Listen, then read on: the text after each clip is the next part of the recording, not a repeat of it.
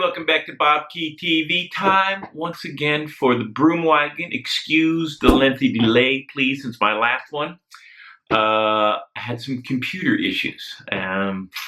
Computer, not like your bike. Bike, you take it into the shop, whatever it is, maybe 15 minutes, maybe half hour later, it's fixed. Computer, not like that. But hopefully we're back up and running. And if you're seeing this, it means we are. Good, bad, and the ugly from the Dauphiné and Tour de Suisse. Neutral Zone News, the Musette Musings, got a lot to muse about. And the tweet of the week, all of that up on the broom wagon.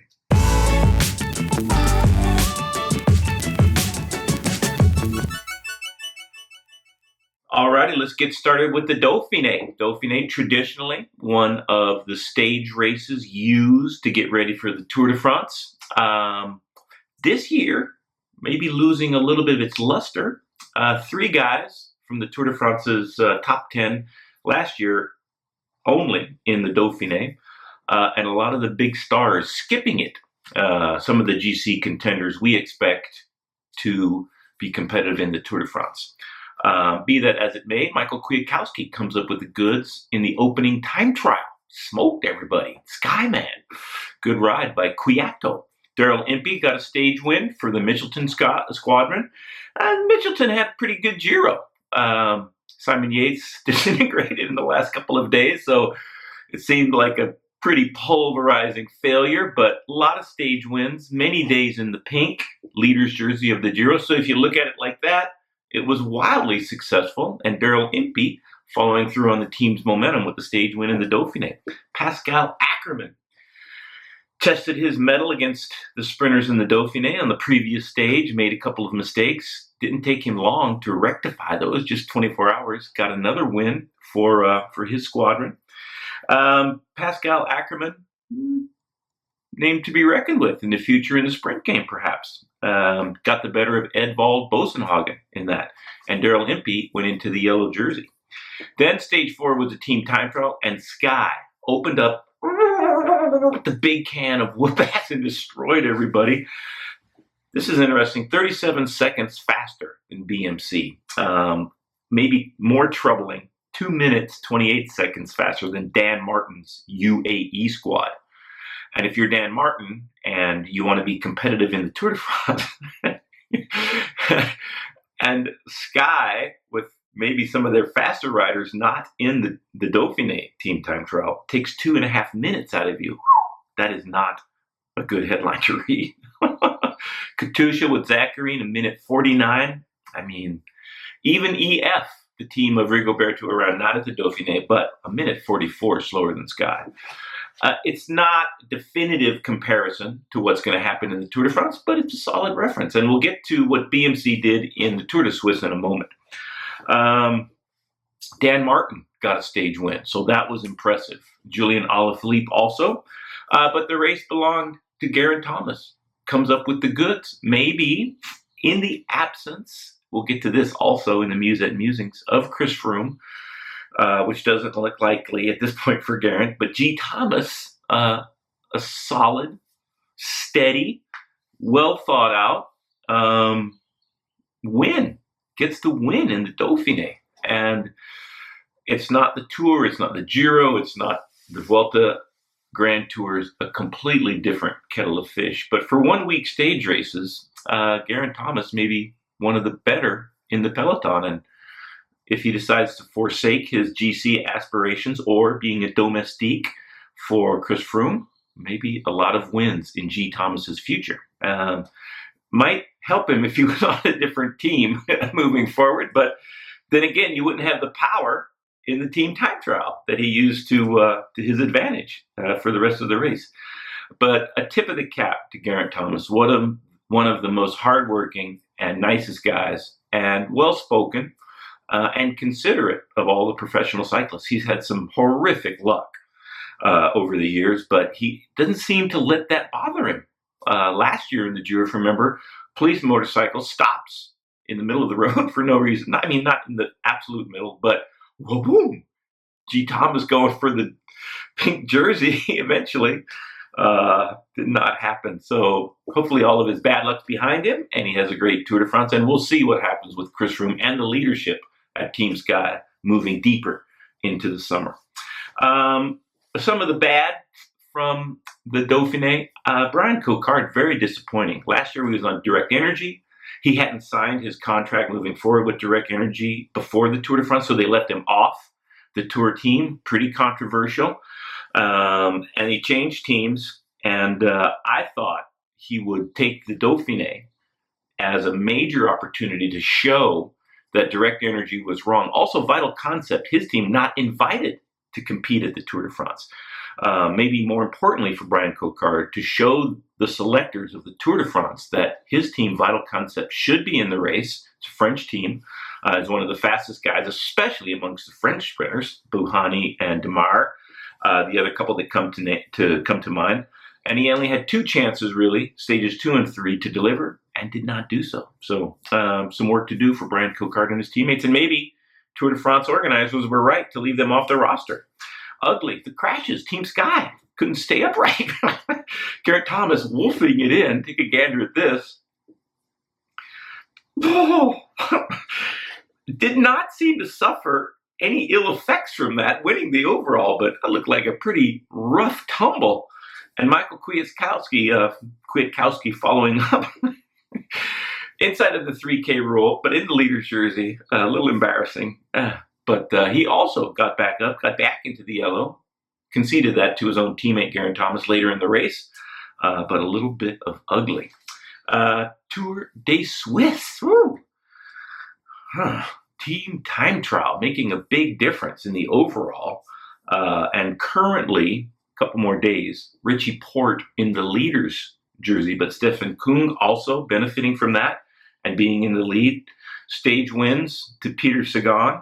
Søren Kragh Andersen also getting some stage wins, amongst others. But the Tour de Suisse continues to march on. Not a lot of bad or ugly yet, but we'll have that in future broom wagons. And the racing is getting underway.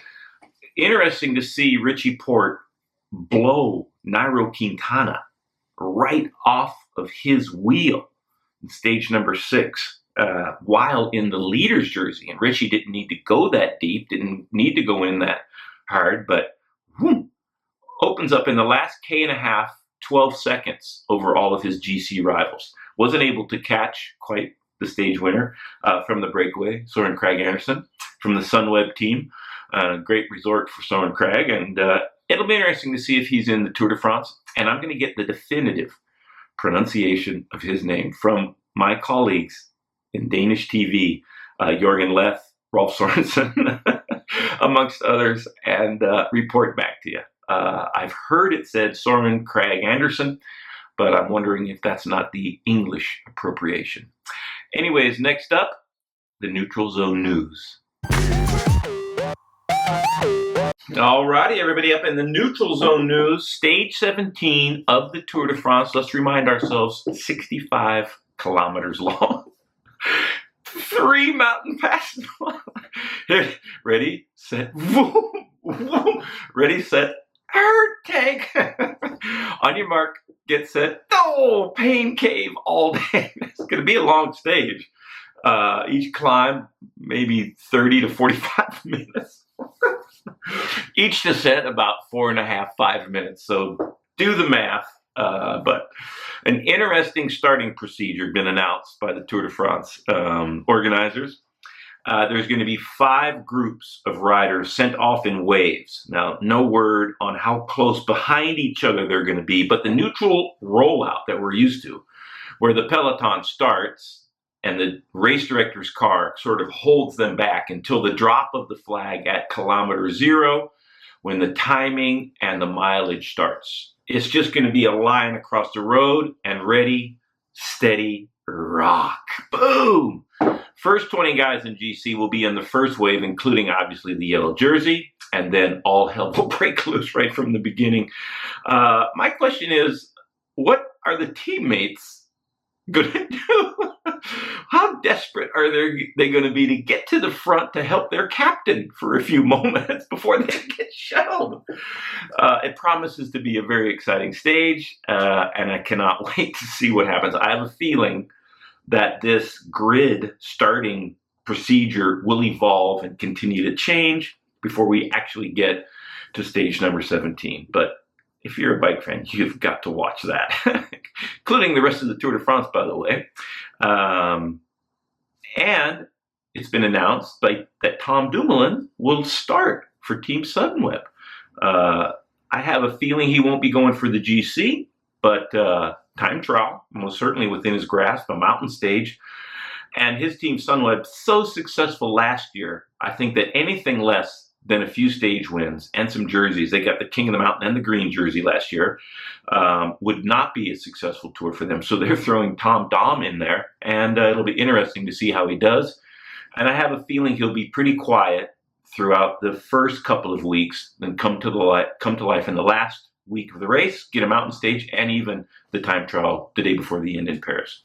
The rumor mill grinding pretty early, and it's at the expense of Andre Greipel. It seems like his team, Greipel's team, Lotto Soudal, linked with Caleb Ewan.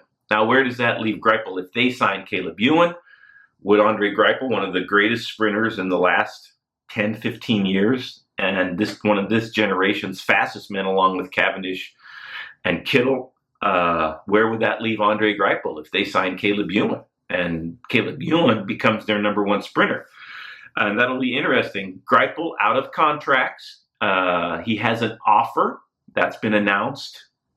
It was not exactly 100% if you listen to the team manager from Lotto Soudal. Greipel assures us he does have an offer. Greipel also said it's not nearly enough, not nearly commensurate to what he's worth as a bike racer. So the rumor mill getting started pretty early, and there's going to be so much in play during the Tour de France as far as who's racing for who in the years to come.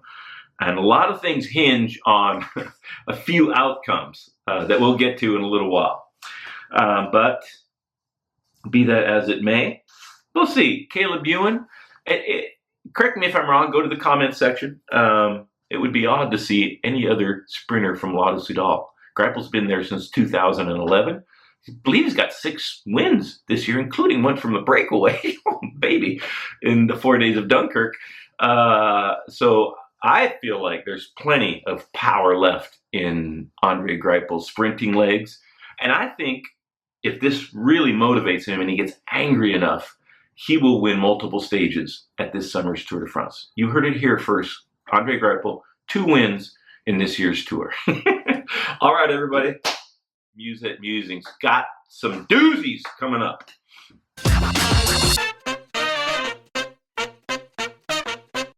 All right, up in the Musette Musings, Michael Rasmussen making some headlines, interviewed by Danish TV, saying that Chris Froome's miraculous, stupefying, unbelievable comeback in the last week of the Giro was perfectly legit. Nothing to see here, folks. My question for Chris Froome and Team Sky: is Michael Rasmussen the advocate you want, reassuring us that everything is 100% legitimate? And if you're not familiar with Michael Rasmussen's very troubled relationship with professional cycling, I invite you to Google Michael Rasmussen's.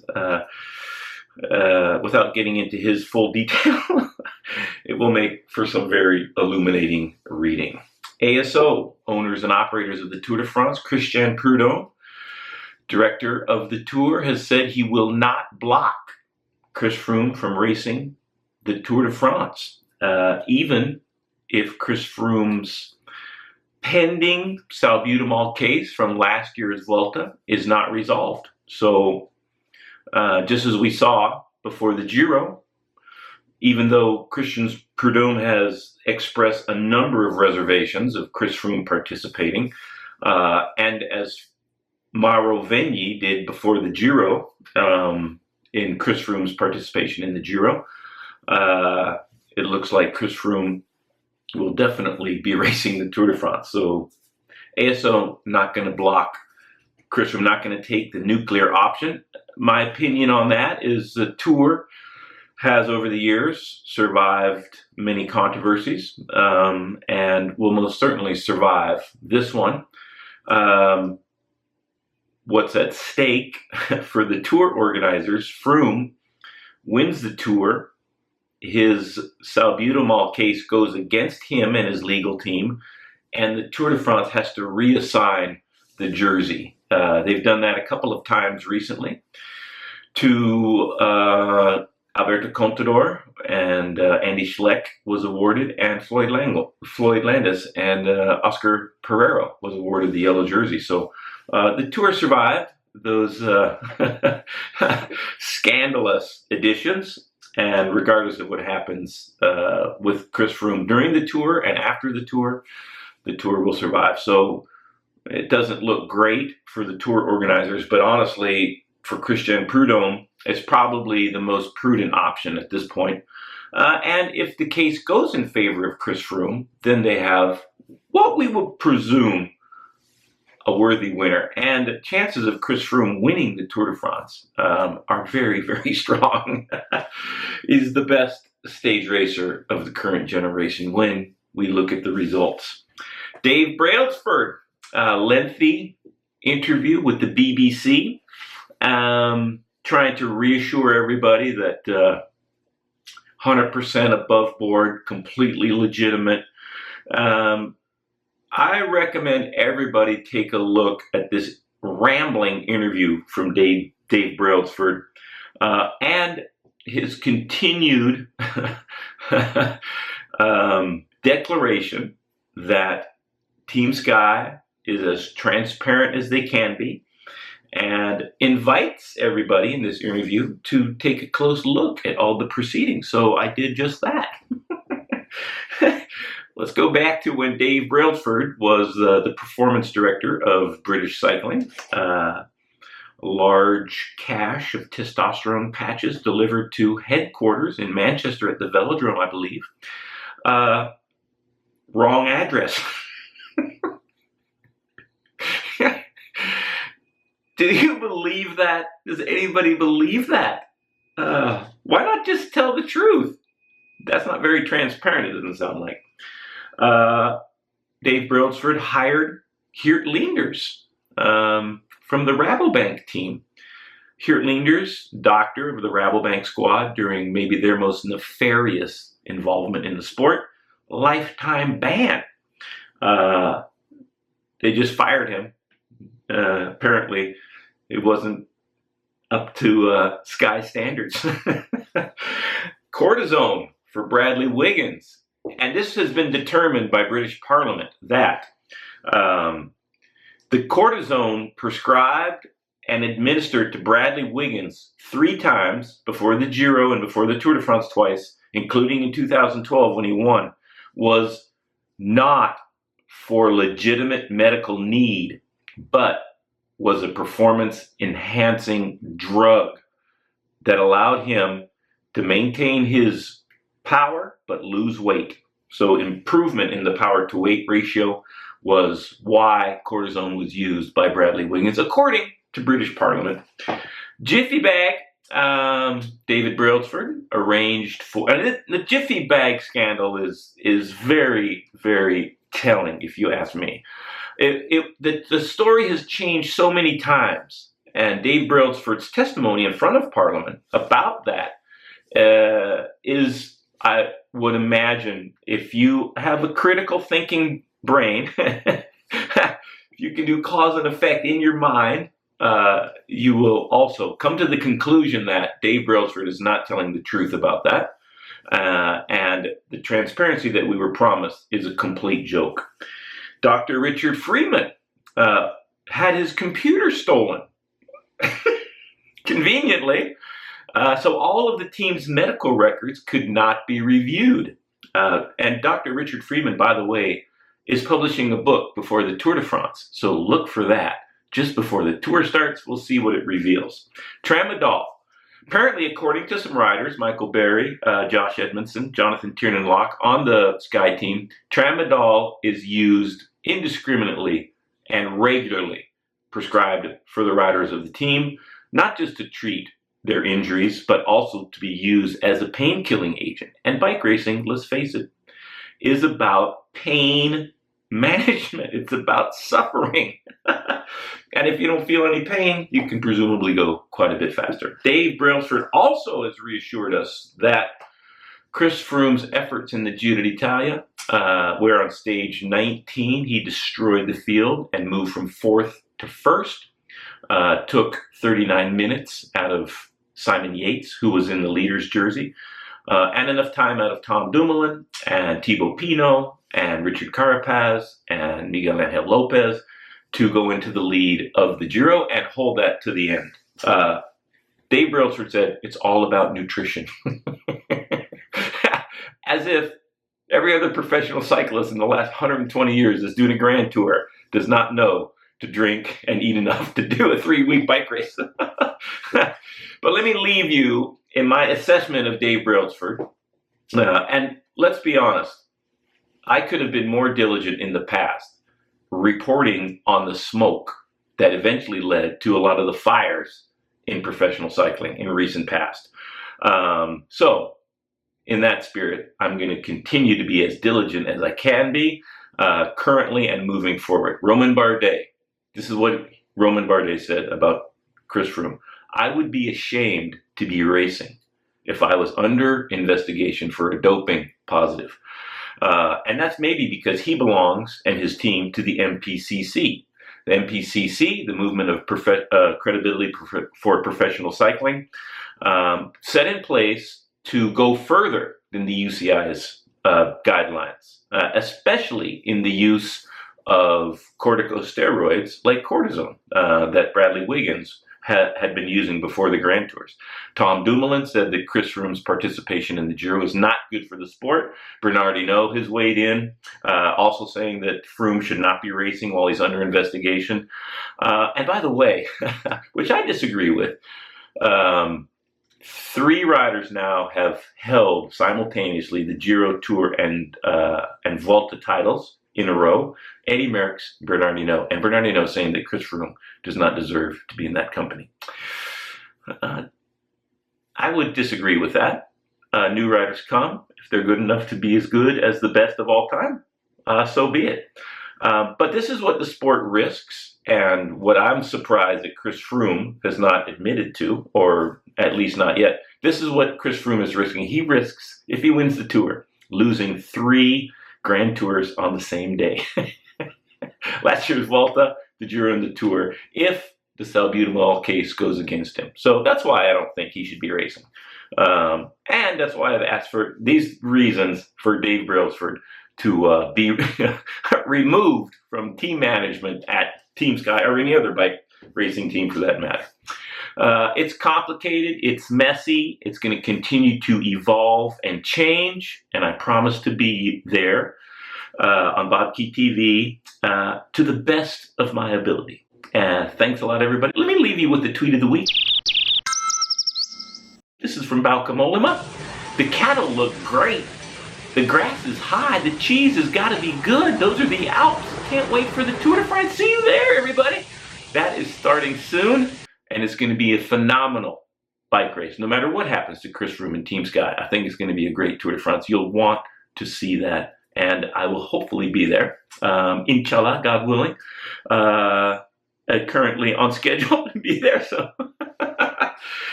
so the wheel keeps on turning.